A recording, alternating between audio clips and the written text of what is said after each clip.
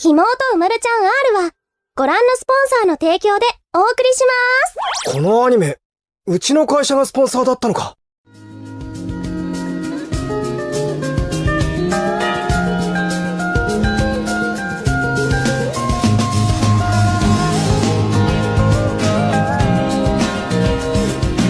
Hai guys, welcome back to my YouTube channel. Nah, di video kali ini aku akan jelasin apa itu kajian teori semiotika dan penerapannya pada puisi yang berjudul. Nah, pengertian dari teori semiotika ini adalah ilmu yang berhubungan dengan tanda atau lambang-lambang yang ada di kehidupan manusia, seperti kode Morse, tanda baca, tata bahasa, hingga tanda lalu lintas. Sedangkan dalam teks analisis media, itu kata semiotika itu berasal dari bahasa Yunani semion yang artinya tanda.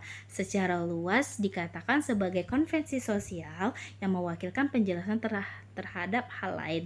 Sebagai contoh, sesuatu yang basah itu menandakan adanya air. Nah, membahas soal teori semiotika itu tuh berarti kita mempelajari bahasa yang merupakan sistem komunikasi manusia. Selain itu, ketika kita belajar sastra, kita pun menemukan pada karya sastra. Nah, penanda itu tuh bisa berupa pencipta makna, pergantian makna, atau penanda-penanda tersebut itu bisa ditemukan pada semua karya sastra, terutama sajak atau puisi. Nah, dalam semiotika itu sendiri dibahas secara mendalam pertanda atau penanda sebuah puisi yang telah ditelaah dari tataran bahasa dan maknanya. Puisi yang indah itu selalu menyelipkan makna pada setiap kalimat, kata, atau bait. Nah, tanda-tanda itulah yang mengarahkan pembaca menafsirkan sendiri pemahaman tentang puisi yang dibaca. Nah, kajian teori semiotika dalam puisi itu yaitu adanya pergantian makna. Di setiap bait dari puisi tersebut pasti memiliki makna. Contohnya itu ada di bait 3 yang berbunyi, seekor kucing jantan mengerang dengan suara ajaib. Nah, itu tuh berarti kucing jantan itu disimbolkan sebagai seorang laki-laki. Jadi maknanya keseluruhan baris itu adalah seorang pria yang bersedih dan kecewa, namun pria itu berupaya merahasiakannya. Nah, kemudian selanjutnya itu ada hiprogram. Hiprogram ini adalah latar yang diceritakan dalam sebuah karya sastra. Hiprogram ini adalah penafsiran latar oleh pembaca. Maksudnya latar yang dimaksud itu berupa sebuah peristiwa, sejarah, tempat, atau kehidupan.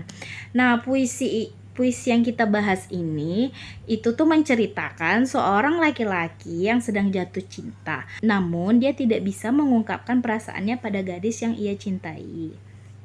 Dan selain itu, suasana yang dibangun dalam puisi tersebut merupakan kesedihan yang diakibatkan oleh perasaan yang sangat dalam. Nah, yang terakhir itu ada penciptaan makna, yang mana artinya itu sebuah karya sastra yang diciptakan telah melalui proses pengimajinasian penyajak ketika proses berpikir kreatif.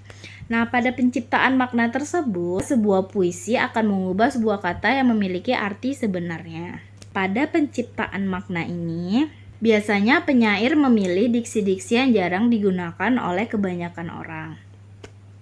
Nah, dari diksi itulah puisi menjadi indah dan banyak mengandung makna. Nah, jadi kesimpulannya, puisi ini kan merupakan seni sastra yang hidup sudah dari beberapa abad lalu.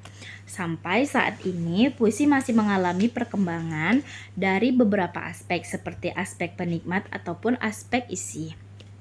Nah, penikmat puisi ini kini tumbuh subur di beberapa tempat dan mereka membentuk komunitas baru.